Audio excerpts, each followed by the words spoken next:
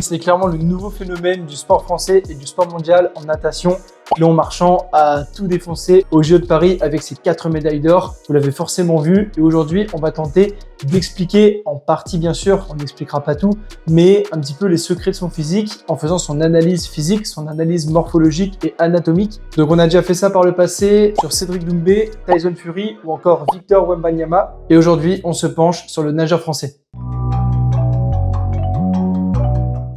Avant toute chose, n'oubliez pas de vous abonner, d'activer la cloche, de liker cette vidéo. Comme ça, vous nous soutenez et pour les prochaines analyses, vous serez au courant. Donc, j'ai fait un petit boulot de recherche sur plusieurs stats sur Léon. Donc, Léon, c'est 1m87 pour 77 kg, donc taille moins 10. Et il y avait une stat qui avait été faite sur la moyenne de taille et de poids sur un championnat de France il y a quelques années. Et la moyenne, elle était plus ou moins d'1m84 pour 78 kg. Donc on voit que Léon n'est pas très loin de ce ratio, mais il est tout de même un petit peu plus grand que la moyenne des nageurs donc, et un petit peu moins lourd. Ce qui fait évidemment qu'il va avoir un body fat, un taux de masse grasse qui va être relativement bas. Alors j'ai pas forcément trouvé de stats, mais selon mes estimations, à l'œil, il doit être peut-être vers 8% de masse grasse, ce qui est relativement bas. Donc c'est normal quand même pour un sportif, surtout pour un nageur. Mais en tout cas, il est relativement sec. Michael Phelps, quand il concourait encore, était donné donc à 1m93. Bon, ça, c'est toujours sa taille, mais pour presque 90 kg, du moins, il oscille entre 84 et 90 kg a priori. Si jamais vous avez plus d'infos, n'hésitez pas à mettre ça en commentaire. Mais en tout cas, il était donc plus grand, plus lourd et avec un taux de masse grasse potentiellement un petit peu plus haut aussi. Et justement, on le compare à Phelps parce que c'est un peu son successeur a priori et il est clairement sur ses bases, voire même plus prometteur que lui. Donc la comparaison est toute trouvée. Si on se concentre maintenant sur Léon et qu'on analyse sa morphologie, c'est-à-dire ses longueurs osseuses entre elles et justement la manière dont il est fait au niveau de ses leviers, on voit donc que comme la grande majorité des nageurs et même la totalité, on pourrait dire, des nageurs à très haut niveau, il a donc un buste relativement long avec des bras qui sont également longs et des fémurs qui, en comparaison du buste, sont donc relativement courts. On peut donc dire que Léon a une morphologie plutôt bréviligne, où en fait c'est essentiellement la longueur du buste par rapport à celle des fémurs qui va déterminer si on est longiligne ou bréviligne. Si on est dans son cas, on est bréviligne, et à l'inverse, si on a un buste assez court en proportion de fémurs bien plus long, on est catégorisé comme étant longiligne. Mais vu que Léon est relativement fin de par son faible taux de masse grasse et son poids qui n'est pas très élevé par rapport à sa taille encore une fois, du coup ça peut donner un petit peu l'impression qu'il est longiligne, mais il est bien bréviligne. Et si on veut rentrer un petit peu plus dans le détail, c'est vraiment ses humérus qui sont longs et qui proportionnellement sont même un peu plus longs que ses avant-bras. En plus de ça, Léon a les clavicules relativement longues, ce qui fait que justement ça va rajouter, on va dire, de la longueur de bras au niveau de son envergure par rapport à s'il avait les clavicules courtes, où là, du coup, il serait moins ample. Et ça, c'est un point à noter parce que l'envergure, c'est justement un des facteurs déterminants pour la natation. Et Phelps, pour la petite histoire, il était mesuré à 2,03 m. Alors, hélas, j'ai pas eu les stats de Léon là-dessus. Pareil, si vous les avez, mettez ça en commentaire. Il doit logiquement avoir une moins grande envergure, mais par rapport à sa taille, ça doit quand même être pas mal. Ce qui est intéressant, c'est que son bassin, surtout par rapport à ses clavicules, donc, est relativement étroit. Et ça va aussi conférer un avantage pour lui, puisqu'en fait, il va, entre guillemets, fuser dans l'eau, à l'inverse de quelqu'un qui aurait un bassin très large, qui serait un peu plus en bloc, on va dire. Donc, ce serait moins propice à avoir cet effet un peu torpille, entre guillemets. Si on se concentre maintenant sur son analyse musculaire, en fait, ce qu'on observe, c'est que Léon, il a certes donc un buste assez long, on l'a dit, mais il va quand même avoir des pecs qui descendent assez bas. Ce qui fait que ça va être pour lui un point fort génétique.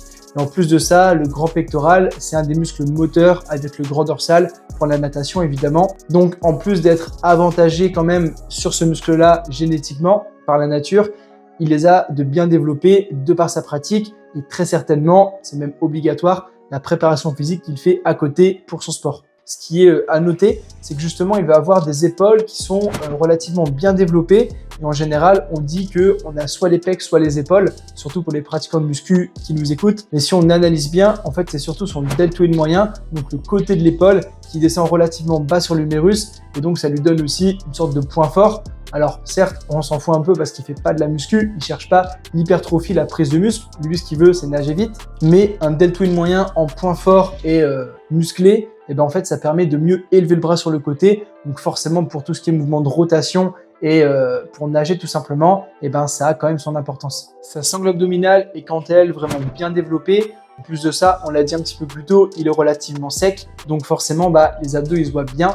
Et évidemment, à ce niveau-là, et même dans tout sport quasiment, il faut être gainé. C'est un peu une condition obligatoire. Si on se concentre maintenant sur son dos, donc là, on va vraiment se focaliser sur le grand dorsal qui, on l'a dit, est un des muscles moteurs. En fait, on voit que ces insertions musculaires ne sont pas forcément hyper avantageuses. C'est-à-dire qu'au niveau de l'insertion basse, donc au niveau du bas du grand dorsal, qui vient donc s'attacher au niveau de la colonne, en fait, on voit qu'il ne descend pas hyper bas. Après, comme on l'a dit, Léon a un buste long, donc forcément, c'est pas évident d'avoir des muscles longs sur des leviers qui eux-mêmes sont longs, mais on peut dire qu'il n'a pas un méga point fort au grand dorsal, où là, si c'était le cas, ça descendrait vraiment au niveau de la crête iliaque et il aurait le grand dorsal qui viendrait très bas. C'est pareil de dos, notamment quand il écarte les bras, on voit évidemment qu'il a sa musculature de développée, mais il n'a pas non plus un méga point fort grand dorsal qui va venir dégueuler entre guillemets sur les côtés et lui donner une largeur incroyable.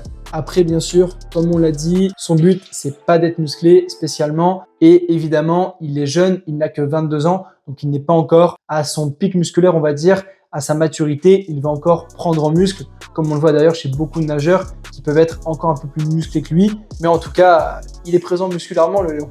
Donc on l'a dit, des clavicules relativement longues avec un bassin étroit, donc des longs bras par logique. Mais ce qu'on remarque, c'est que la natation, c'est pas pour autant un sport de géant, entre guillemets. Sinon, Wemby, il en ferait sûrement. Et c'est pas forcément celui qui a la plus grande envergure qui va gagner toutes les courses. Les nageurs sont donc taillés en V, mais ce naturellement. En fait, ce qu'il faut bien vous dire, c'est que c'est pas la natation qui leur donne ce physique en V, même si bien sûr, il y a toujours la prise de masse musculaire qui fait que on est un peu plus large du dos, on est un peu plus large des épaules, etc. Mais c'est leur morphologie de base, la manière dont ils sont faits au niveau osseux qui va justement déterminer en partie s'ils vont être bons ou pas à la natation. Et c'est pas on fait de la natation et grâce à la natation, on a cette morpho. C'est un point qui des fois est un petit peu confus, donc je tenais bon de le dire. Donc ce qu'on pourrait conclure, même si bien sûr c'est un petit peu fictif, mais vous allez bien comprendre l'idée, c'est qu'en fait Léon est un peu plus grand que la moyenne, comme on l'a vu. Il n'est pas non plus dans les plus grands, il n'a pas la plus grande envergure sur le circuit, mais il en a quand même une bonne. Et donc ça laisse sous-entendre qu'il serait en quelque sorte sur un optimal, ni trop grand, ni trop petit, ni trop peu ample, ni trop ample du coup. Puisqu'on le rappelle aussi, plus on est grand, plus la vitesse de passage de l'influx nerveux, donc du message électrique qui passe du cerveau jusqu'au muscle pour donner l'ordre de bouger le bras par exemple, il va être long, c'est logique. Concentrons-nous maintenant sur son bas du corps. Et là, évidemment, il a le bas du corps qui est, en comparaison du haut, moins développé, mais c'est totalement logique, puisque justement, en natation, les muscles moteurs, on l'a dit, c'est vraiment plus le haut du corps, même si, évidemment, ne me faites pas dire ce que j'ai pas dit, on utilise beaucoup, voire énormément les jambes, mais clairement, ça ne lui servirait à rien d'avoir des jambes très musclées. Ça l'handicaperait même plutôt qu'autre chose parce que c'est du poids à porter, c'est plus de masse à déplacer, c'est plus de muscles à oxygéner. Mais on voit qu'il a tout de même de très bons départs qui, logiquement, lui sont permis par une bonne explosivité au niveau du bas du corps. Mais ça nous renseigne bel et bien sur le fait que ses jambes sont a priori bien fonctionnelles, si on peut dire. En gros, il a ce qu'il faut pour être bon. Et un dernier point qui pourrait paraître un peu anodin. Alors, j'ai pas trouvé sa pointure sur internet. Comme d'hab, si vous l'avez, mettez-la en commentaire. Mais il a a priori des pieds quand même assez grands. Et pareil au niveau des mains, il a des mains et des doigts qui sont assez longs. Et forcément, ça fait comme des palmes entre guillemets. Et ça permet d'aller plus vite, de mieux accrocher l'eau, etc. Et évidemment, comme vous en doutez, c'est donc un facteur également à prendre en compte dans la performance. Voilà donc pour cette vidéo sur notre sportif national Léon Marchand.